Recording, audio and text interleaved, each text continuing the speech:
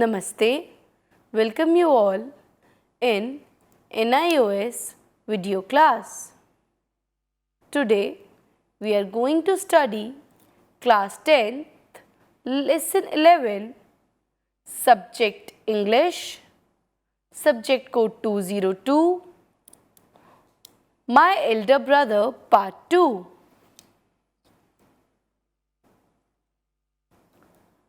Children enjoy listening to stories. Have you ever listened to bedtime stories told by your grandparent? Adults enjoy reading stories.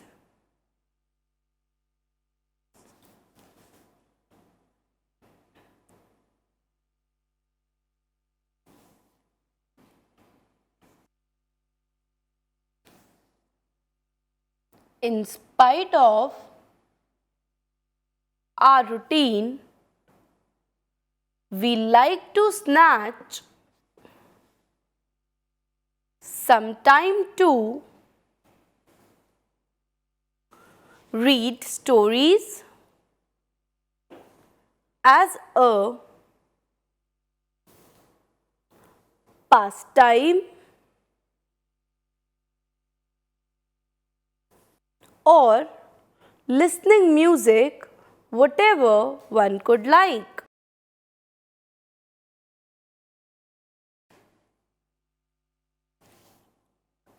The short story is one of the most exciting and important literary form. A short story is brief and often has an unexpected ending. My elder brother is a short story about two brothers, how they initially relate to each other and how a change comes about in their behavior as the story develops. I was only a year and some months younger than Volodya.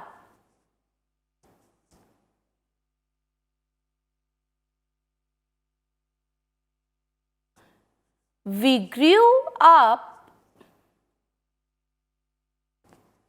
studied and played together.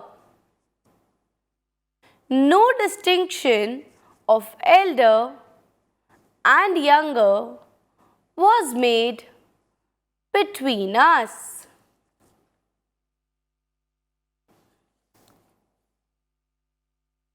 But just about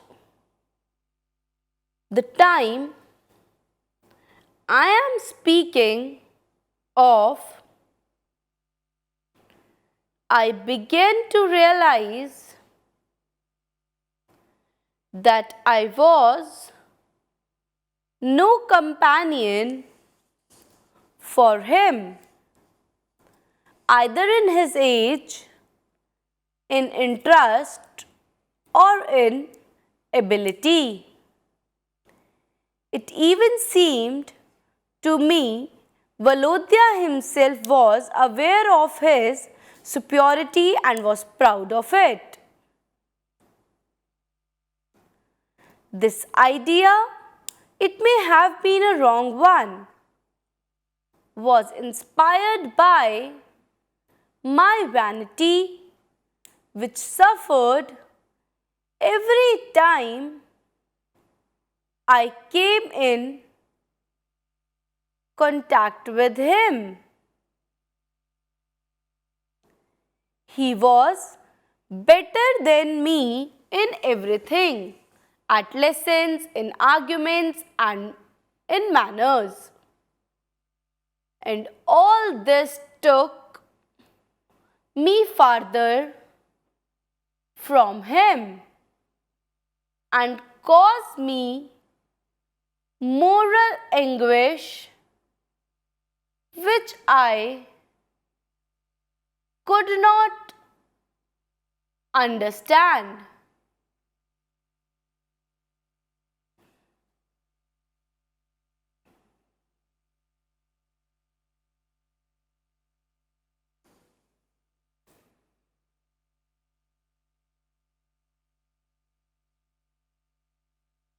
When Volodya was given a tucked linen shirt for first time, I was unhappy for not having a shirt like that.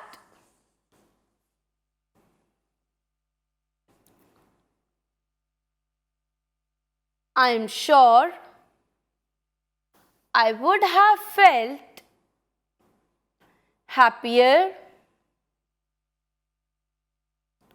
if I was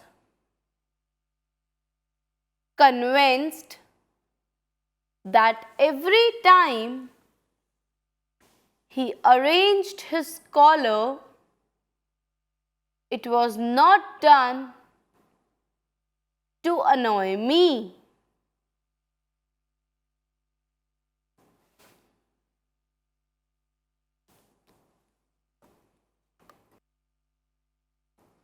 What tormented me the most was that it sometimes seemed to me that Volodya understood what was going on inside me, but tried to hide it. But perhaps my sensitive and tendency to analyze deceived me in this case. It may be Volodya did not feel at all as I did.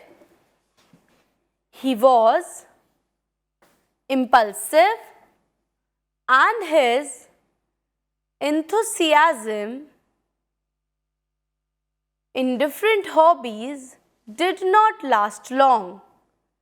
He would suddenly develop a passion for picture making, take up painting, spend all his money buying them and beg them for his drawing master of Papa and of Grandmama.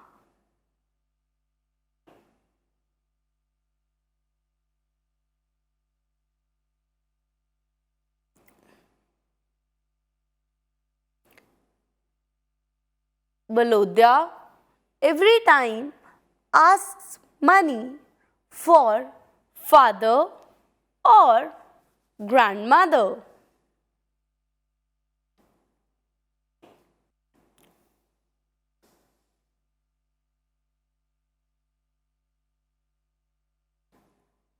Then it would be a craze for curious to decorate his table, collecting them from every room in the house, or a mania for novels which he obtained on the sleigh and read all day and night.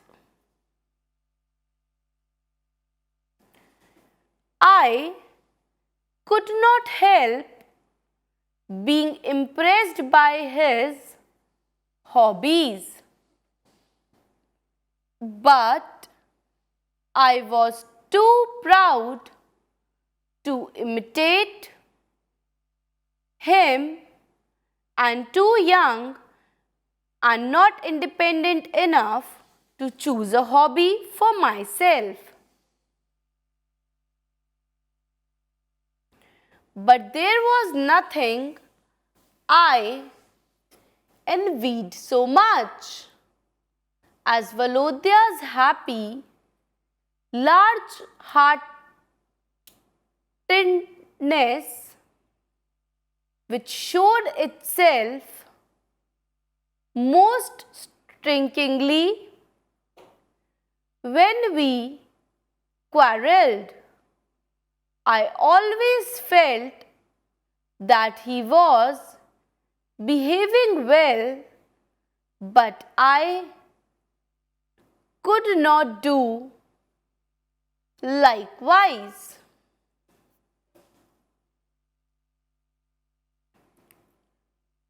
Once, when his passion of ornaments was at its highest, I went up to his table and accidentally broke an empty, bright-colored little scent bottle.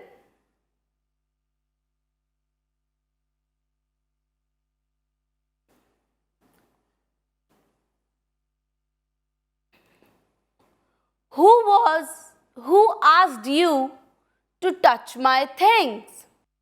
Demanded Valodia, coming into the room and seeing how I had upset the symmetry of different treasure on his table. I knocked it over by accident and it broke. What does it matter? Do me a favor.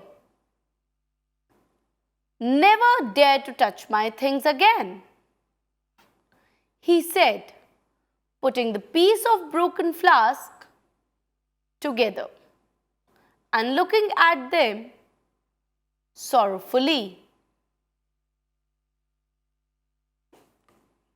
And you please do not issue orders. I retorted, that's all.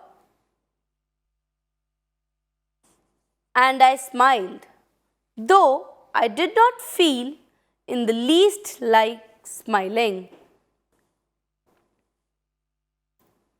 Yes, it's nothing to you, but it does matter to me, pursued Valodia, jerking his shoulder, a gesture he had inherited from Papa. He goes and break it and then laugh, the nasty little brat.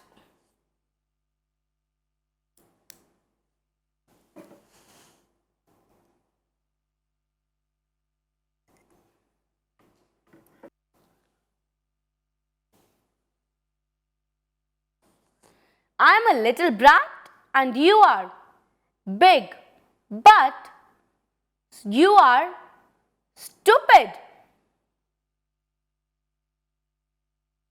I'm not going to quarrel with you, said Valodia.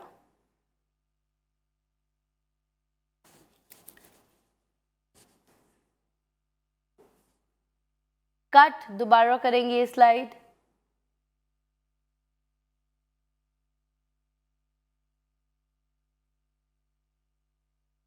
I'm a little brat and you are big, but you are stupid.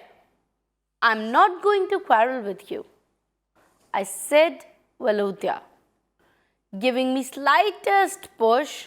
Go away. Don't push. Get away. Don't push. I tell you.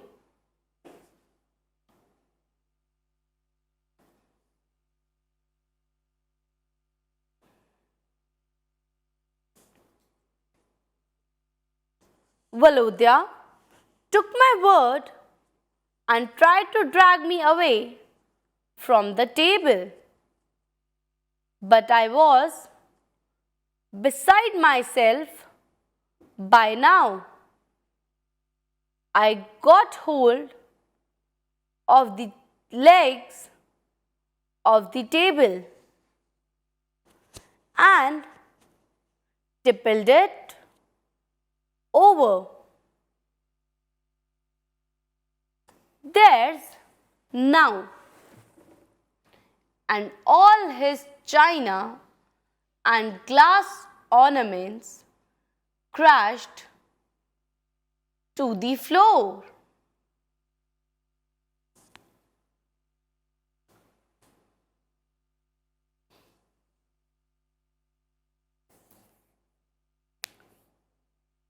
You are disgusting, little boy, cried Volodya, trying to save some of his falling treasures. Well, now it's all over between us, I thought as I left the room. We have quarrelled for good. As soon as afternoon lessons were over, I left the room. I was too scared and uncomfortable and ashamed to be alone with my brother. After the history lesson in the evening, I took my exercise book and started towards the door. As I passed Volodya, though I wanted to go up to him and make friends, I scowled and put on angry expressions. At that moment, Volodya raised his head and, with his meaningful smile, our eyes met, and I knew that he understood me. But some irresistible feeling made me turn away. Nicky, he said in the most natural voice, without a scrap of pathos. Don't be cross anymore. Forgive me, I offended you. And he held out his hand. Something that came higher and higher seemed to be pressing my chest and stopping me breathe. But this only lasted a second. Tears come to my eyes and I feel better. Forgive me, Volodya, I stammered, squeezing his hand. Volodya looked at me as if he could not make out all why there should be tears in my eyes. The story has finished. The writer of this story is Leo Tolstoy. It is an excerpt from his autobiography novel Boyhood, originally written in Russian, translation by C.J. Hacker.